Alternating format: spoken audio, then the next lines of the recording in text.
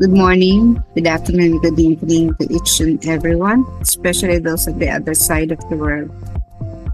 There is no time and space between us. There is only this present moment, and we are one. Today, we will meditate on the diary entry number 913 from the diary of Saint Faustina Kowalska, Divine Mercy in My Soul. O my Jesus, although I will go to you and you will fill me with yourself, and that will make my happiness complete, I will nevertheless not forget about humanity. I desire to draw aside the veils of heaven so that the earth would have no doubts about the divine mercy. My repose is in proclaiming your mercy. The soul gives the greatest glory to its Creator when it turns with trust to the divine mercy. O aking Jesus, bagamat paparoon ako sa iyo at pupuspusin mo ako at malulubos ang aking kaligayahan, hindi ko pa rin kalilimutan ang sangkatauhan. Inahangad kong hawiin ang lambong ng langit upang hindi na magduda ang kalupaan sa banal na awa. Ang aking kapahingahan ay nasa pagpapahayag ng iyong awa. Ibinibigay ng kaluluwa ang pinakamataas na kapurihan sa kanyang tagapaglikha.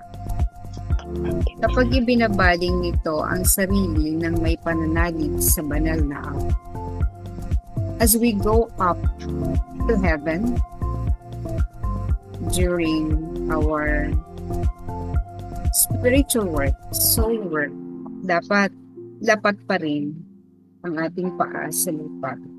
Ibig sabihin, kung tayo man ay naliligayahan, nagkakaroon ng kaligayahan, napupuspos ng galak dahil sa ating pagpupuri sa Diyos, hindi natin dapat kinakalimutan na nandito pa rin tayo sa lupa.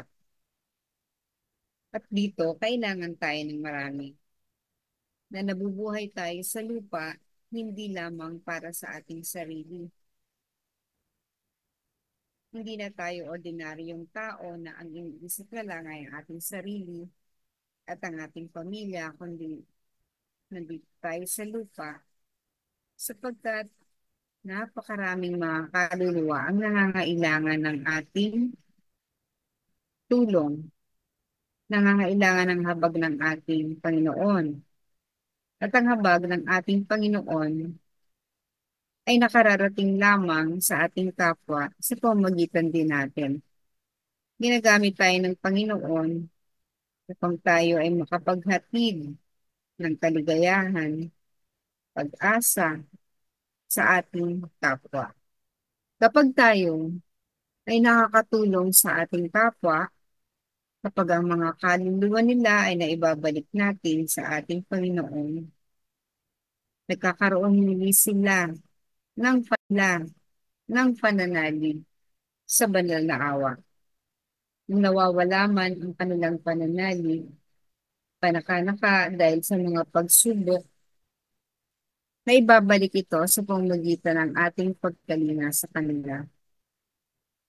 In that way, kapag sinabi ni Jesus na, ano ba ang ginawa mo para sa akin, maliliit na kapatid, may susulit at may pagmamalaki natin sa Kanya na, Panginoon, narito ang aking mga ginawa para sa aking kapwa.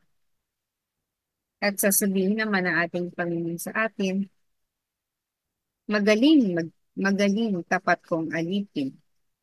Halika at makibahagi ka sa kaligayahan dito sa aking piling.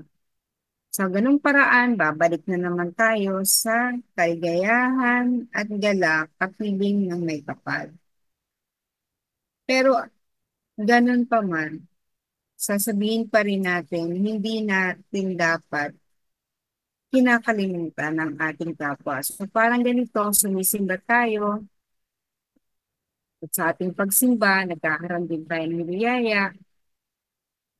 Sa pagsimba natin, napupuspos tayo ng galak mula sa ating Panginoon. Binibigyan tayo niya ng kaligayahan at galak.